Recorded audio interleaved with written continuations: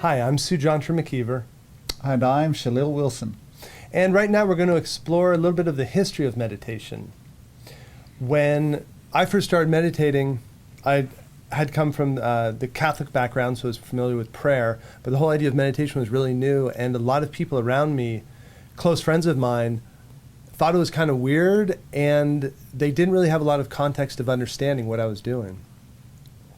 I had a similar experience. I remember, and also people are challenged by it because I think almost on some level they intuitively know that you are doing something to improve yourself, and they almost start to see a difference, like a better you or improved you, and they find that challenging because it forces them to look at themselves and what are they doing to improve their lives. So that's an interesting reaction as well. And I think for most people, they're going along in life kind of on a reactionary level, just going along with what comes along. And when I started to take time out and stop what I was doing and reflect and contemplate and turn inward, it does create a big question mark of, wow, what's he going to do next? And this is unusual.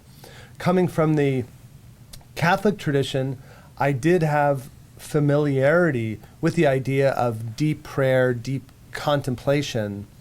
And so for myself, meditation seemed part of the tradition I'd come from.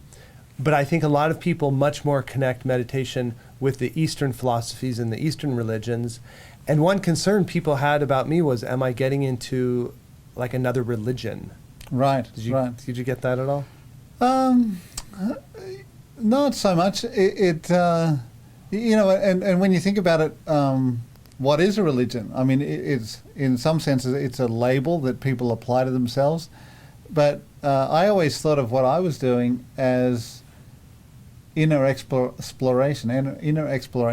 And I was the same person, but I was doing something new, and I was trying to improve myself by being guided by my own highest self. I wasn't being dictated to by anything outer, like an outer person or something, but I was just being inspired to delve into an inner exploration.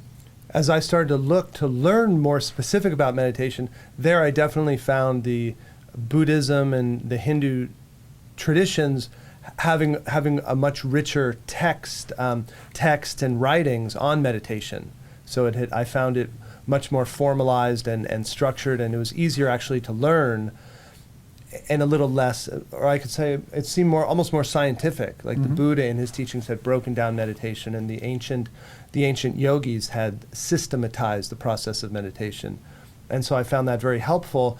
But in learning it, I felt I was learning more of a scientific method for calming my mind and opening my heart. It was very step by step, and I wasn't getting into any type of religion. Right.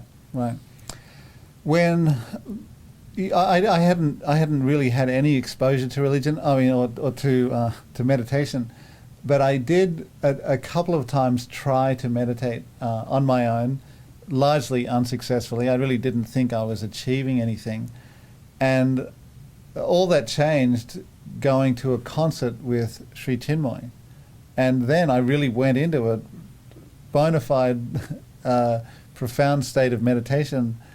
Almost like my mind checked out, and then literally an hour and a half later, I sort of came back into conscious awareness, but I hadn't been asleep. I'd really been, off, out of my sort of awareness, out of my mind, and to come back to that was deep, and I really had not trouble talking, but I just wanted to be silent and quiet and absorb and assimilate this whole thing. And then subsequently, almost miraculously, I came across one of his books in a bookstore, and I started reading it. And he was talking from a position of such authority, like real experience, not like, well, this is how I think it is, this is how it might be, this is how others have said it could be. It was, this is how it is. and I devoured that book, and I was saying, wow, I can't believe anyone can write this. Like this is a real thing. When you said about the meditation taking you out of your mind, I think one thing is that people, when they think of religion, it's about belief systems. Mm-hmm. This is my religion, this is what I believe, this is what I believe happens before you're born, this is what I believe is the purpose of my life, this is what I believe happens after. And one of the things that for me was so exciting about meditation, what you mentioned, is when you start to calm and quiet your mind, then you shift from a realm of what you believe to what you directly experience. Because I can believe that there's an ocean 8 miles west of here. We're here filming in San Diego, California. I can believe there's an ocean out there, and that I can hear what water feels like or what sand feels like between my toes, and I can believe, but to actually go out there and have that experience is a whole nother realm. And that's, for me, what meditation was, whether I'm reading Buddhism or Christianity or Hinduism and they're talking about mystical states.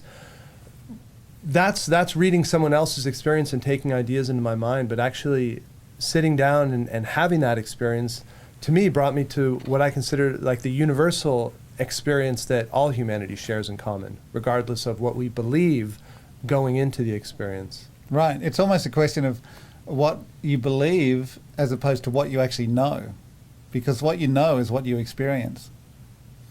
And I think that's the exciting step in meditation, is going from beyond our belief systems, taking that next step through all the different techniques that we're going to talk about in the program, and taking that step into the realm of this deeper, as you said, the inner dimension of ourselves. Right. It's actually in knowledge.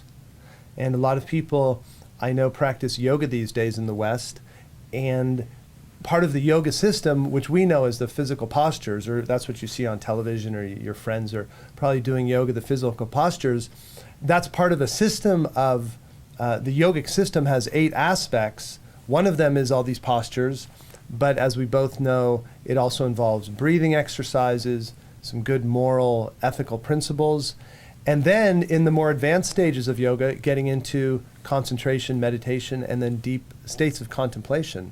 So you and I are surely not the first people trying to meditate and calm our minds. People have been doing this for thousands of years. So that's a little bit of the history of meditation and where it fits in with different religions and the spiritual journey. And I think we'll agree that the journey of meditation is a journey into the heart of humanity, and not really into a belief system.